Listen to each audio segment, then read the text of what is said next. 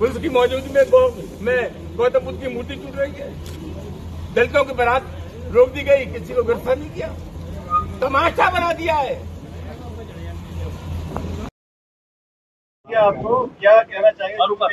आज एटा जिला मुख्यालय पर समाजवादी पार्टी द्वारा आयोजित धरने में हमें शरीक होना था, शामिल होना था।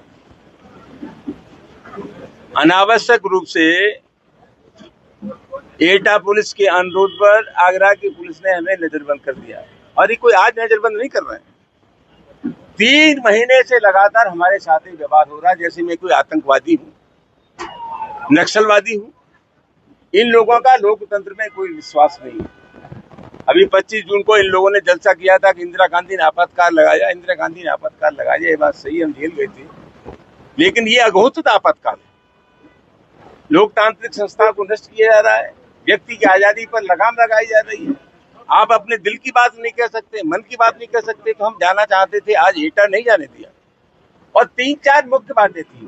झगड़ा क्या है? झगड़ा यह है कि हमारे सामने कोई अगर समस्या है, पुलिस अगर उसका गुण दोष पर निदान नहीं करती है तो तनाव पैदा होता है।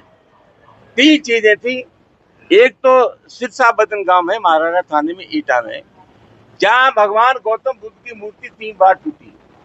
इन्होंने क्या शॉर्टकट निकाल लिया है कि जहां भगवान गौतम बुद्ध की मूर्ति टूटती है या डॉक्टर अम्बेडकर की मूर्ति टूटती है, नई मूर्ति ला करके लगा देते हैं। हमारा क्या कहना है? हमारा कहना यह है कि इन मूर्तियों के टूटने के बाद अगर कहीं से आपने सख्त कार्रवाई कर दी होती तो उसका संदेश जाता और इस आशय की घटनाओं की पुनरावृत्ति नहीं होती। ये लेटर व्यवस्था है, अपराधियों के साथ इनका मित्रवत व्यवहार है। जो सख्त संदेश देना चाहिए तो सख्त संदेश कहीं से भी नहीं है। ये महाराणा की घटना है। 3 बार भगवान बुद्ध की मूर्ति टूटी और 2 बार पुलिस की मौजूदगी में टूटी।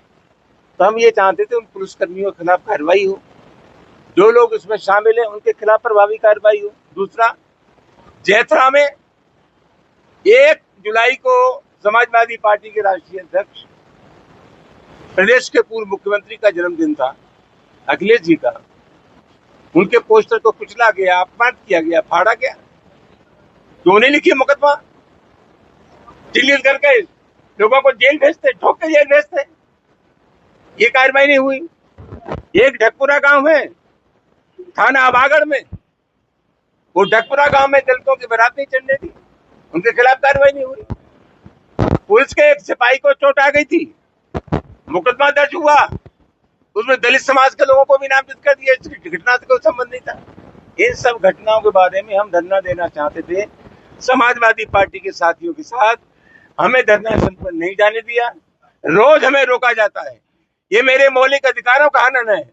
समाजवादी पार्टी के कार्यकर्ताओं के साथ जो व्यवहार हो रहा है सही लगता है। हमने ये भी कहा कि हमारी पार्टी पर आप बैन लगवा दीजिए। अगर राष्ट्रीय अध्यक्ष का अपमान होगा तो हम चुपचाप बैठेंगे, अगर दलितों पर अत्याचार होगा तो हम चुपचाप बैठेंगे।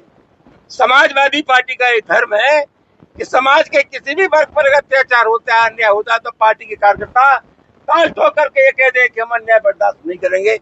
यही राजनीति और यही राजनीतिक धर्म है। उसका भी निर्वाह हमें नहीं करने दे रहे।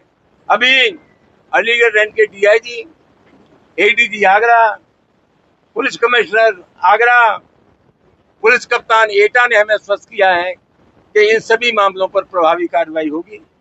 1 हफ्ते का हमें समय दिया है, हम देखेंगे। अगर 1 हफ्ते में कार्रवाई नहीं हुई तो फिर आज जनतंत्र में संघर्ष करने का जो तरीका है उसका फिर इस्तेमाल करेंगे।